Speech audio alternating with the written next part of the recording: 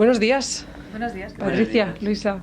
Mira, mis entrevistas siempre las empiezo con la misma pregunta, porque además creo que es una pregunta que nos olvidamos de hacer cuando estamos también de promoción y demás, y es ¿cómo estáis? ¿Estamos? ¿Cómo estamos? Yo estoy muy contenta y muy cansada, las dos cosas, pero no por ya acumulación de cosas, pero puede más la contentez, por decirlo que de el alguna manera, cansancio. que el cansancio. Pues sí, es la misma sensación, emocionada por cómo está funcionando la película en los pases que estamos haciendo y a la vez también un poco abrumada por todo este ritmo de promoción. Patricia, ¿cómo empieza esta aventura? ¿Cómo nace? Y por otro lado, Luisa, ¿cómo llega a ti esta historia? ¿Y qué es lo primero que piensas cuando empiezas a conocer a esa Charo, a ese personaje que tú vas a dar vida en esta película?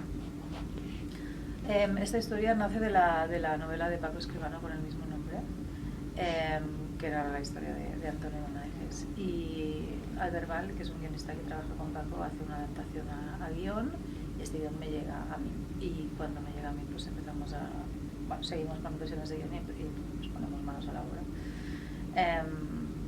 Ahí es donde descubro la historia de Antonio, que yo no la conocía, de hecho. Vale. A mí me llega el guión, la oferta por parte de Patricia de ser Charo.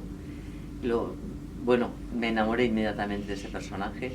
Y lo que es muy bonito para mí, y quizá suene vanidoso, pero lo digo porque me siento orgullosa y me parece muy entrañable, que cuando yo le di las gracias a Patricia por pensar en mí para esa Charo, me dijo que hacía tiempo que había visto algo mío y que pensó un día tenemos que trabajar juntas. Y ese día, afortunadamente para mí, llegó gracias al maestro. Y bueno, ahí conectamos como director, actriz, como personas y es estupendo. Estoy muy, muy orgullosa de esta película y de estar en ella. Es una película que mezcla realidad-ficción porque cuenta la historia de Antoni y tal. Evidentemente la trama de Laia, del personaje del presente, es como que podría ser de cualquier familiar que está buscando y sigue buscando a esos familiares que siguen enterrados y que no se sabe dónde están. Pero es una película que también habla de muchas cosas, como puede ser esa cultura del miedo, ¿no? que se impartía del no saber, de que la educación no era abundante o que a lo mejor había gente que vivía muy encerrada en esos pueblecitos y demás. ¿Cómo lo planteas tú en este caso como directora de esto? Y vosotros también, que en el fondo Charo es alguien que lleva toda su vida allí, pero que en el fondo ella, oye, sabe leer y tiene muy claras sus cosas y no es una, ¿no? Como hay algún diálogo entre ellos dos de, oye, yo sé leer, ¿eh? No te vayas a pensar que... Bueno, la intención era retratar la realidad de una época, ¿no? En la que ir a la escuela pues se iba y también no se iba, ¿no? Y estaba natural, estaba normalizado, no era, o sea, yo recuerdo a mi abuela diciéndome, mi abuela que aún está viva, tiene 100 años, diciéndome, no, y a mí es que me sacaban de la escuela porque tenía que cuidar a mis hermanos pequeños, porque mi madre iba a trabajar, pero era algo normal, no había un drama en ello, no era algo malo, sino que era lo normal. Entonces, intentamos solo trasladar un poco una realidad que existía y había gente que sabía leer y había gente que no, y había gente que iba a la escuela, ¿no? Y había gente que no. Pues de lo que sabemos, ahí hay un poco de lo que sabemos, además del pueblo de Buñuelos, que además nos ayudamos de los propios cuadernos que escribían los niños y que han trascendido hoy en día. Y gracias a ellos sabemos también mucho de su día a día, de cómo eran las clases y de cómo era la vida en el pueblo. No, yo estaba escuchando, mi abuelo, yo tuve un abuelo republicano y otro abuelo que era maestro, con lo cual me toca por todos los lados. Y mi abuelo maestro le enseñó a escribir a mi abuela, que era analfabeta, era de una familia rica de pueblo, que se decía entonces, pero no sabía. Y mi abuelo, que se enamoró prendidamente de ella, mi abuelo valenciano, pues le enseñó a escribir. Y es cierto, las ausencias no eran tenidas como una falta grave, sino que era normal. Los chicos empezaron a ayudar en el campo, las hijas en casa. También era una época donde no había un control de natalidad, donde los hijos venían y de pronto la mayor se iba ocupando, era toda una especie de... En ese sentido, el personaje Charo, que por eso a mí me gusta tanto, es porque no es típica. Es una mujer que sabe leer, que no tiene hijos, no se sabe si porque no los ha querido, no han llegado, porque se ha quedado viuda, el caso es que no los tiene. Y un marido que viene de Barcelona, es decir, de un puerto, todas las ciudades de puerto me da igual que sea Bilbao, que Valencia, que Barcelona, tienen otra dimensión en cuanto a intercambio cultural. Ella es una mujer que está encerrada en esa Castilla, en esa zona tan... y sin embargo es distinta. Tiene admira al maestro y lo adora y ejerce un maternaje. Entonces es un personaje que en ese sentido es es pequeño, pero es muy rico. Bueno, pequeño, lo que Ricardo Salvat siempre me decía, no hay papeles pequeños, hay actores pequeños. O sea, es un personaje maravilloso. Sí. Y que cuenta que... me he perdido, ahora ves, ahora se me ha ido santo al cielo. Lo de los puertos, que tenía como más... Claro, que era una mujer que tenía era más amplia de miras. Y ve perfectamente lo que le puede pasar a este joven que llega con esa mirada que te enamora desde el primer plano, cuando ves la mirada del maestro. Es todo un compendio de lo que simboliza. Y ella ya ve venir lo que le va a pasar, claro, lo ve venir. Trata de protegerlo como puede. Porque ella está cercana a él, ella es una mujer, está cerca del maestro. ¿A qué crees que le tiene miedo Charo? ¿Cuál es el mayor miedo de este personaje? Pues a que lo maten. Ella lo ve venir de alguna manera, porque conoce al cura, conoce al alcalde, conoce el patio, como se dice. Y de pronto llega este zagal tan puro en todos los aspectos, y el miedo que tiene es que lo maten. Esta historia... No, que era en general lo que pasó después, a todo lo que los maestros y las maestras son las grandes víctimas de la guerra civil, durante la guerra y después en la purga que hace Franco y sus adláteres, con todo lo que significa cultura, libros, maestros, maestras, son las grandes víctimas de la posguerra. Luego es una película también que habla un poco del silencio, ¿no?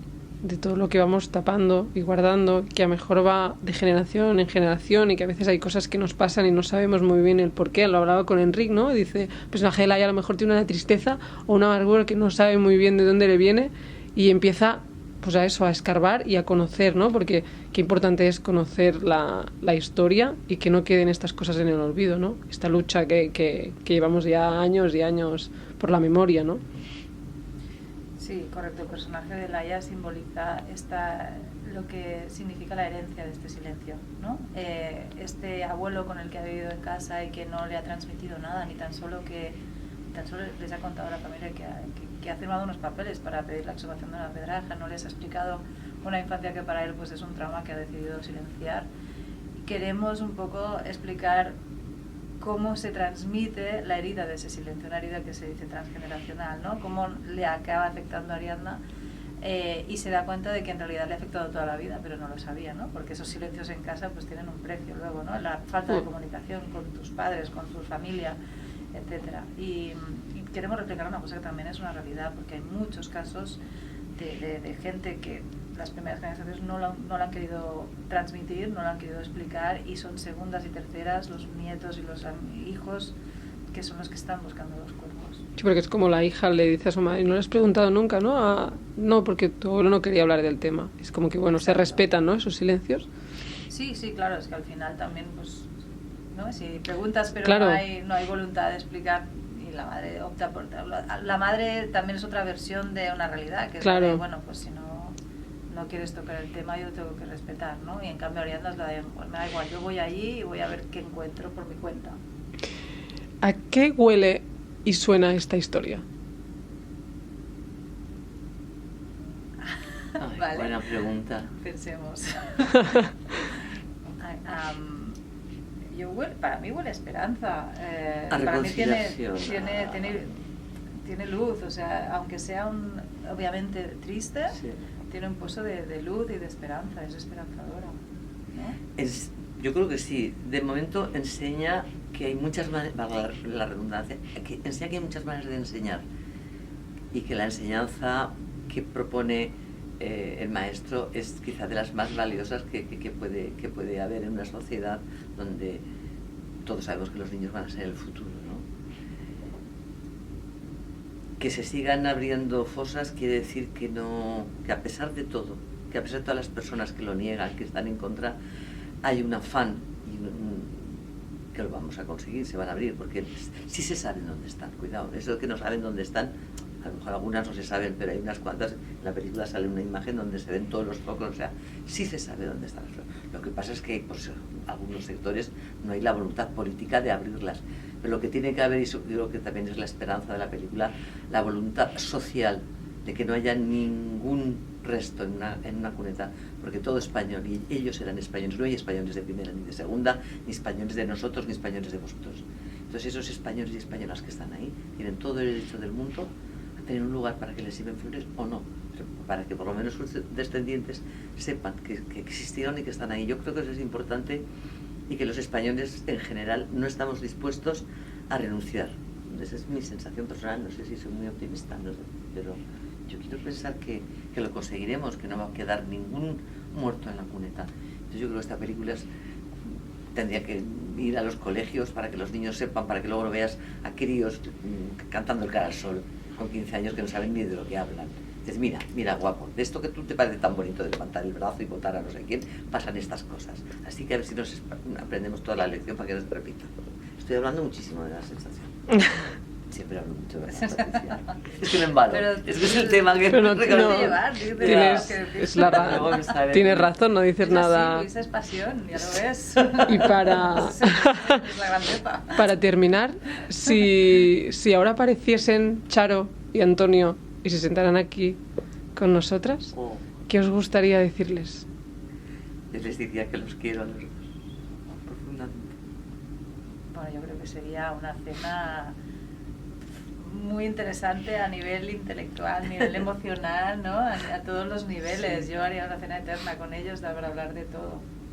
Bueno, de que no han quedado en el olvido, ¿no? Lo hablábamos con Enric, de que en el fondo son testimonios muy presentes. En el caso de Antonio es una historia que pasó real, pero lo que decíamos al principio, ¿no? Hay muchas otras historias y muchas familias pues que no están en el olvido, que los tienen muy presentes, y lo que decías tú de esta lucha, que ojalá se pueda conseguir pues desenterrar todas estas historias y todas estas personas que merecen un lugar, y sus familias también, porque si no, en el fondo las heridas no se cierran del todo.